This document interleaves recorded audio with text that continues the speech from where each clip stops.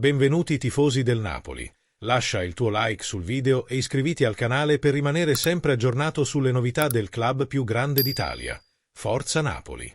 Abbiamo fatto quello che dovevamo fare. Abbiamo portato a casa 3 punti importanti. E ne sono felice. Oggi non è stata una partita sporca. Abbiamo dominato dall'inizio alla fine e ce lo siamo meritato. Non abbiamo sofferto come a Empoli. Hai incontrato una squadra chiusa. A volte, quando l'obiettivo iniziale non arriva, si finisce per innervosirsi, ma non bisogna lasciarsi prendere dalla frenesia.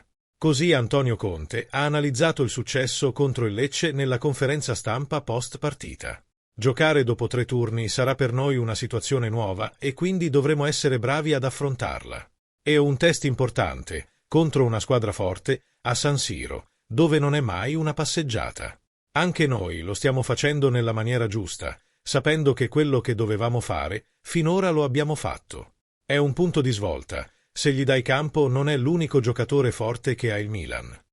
Neres e Ngonge? Sono contento delle loro prestazioni. Ngonge sta crescendo tantissimo, dal pensionamento ad oggi.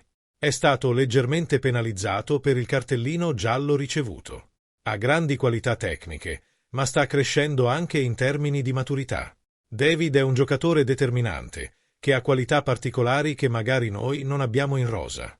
È importante avere risposte da tutti, siamo tutti coinvolti, ha concluso Conte. Qual è la tua opinione?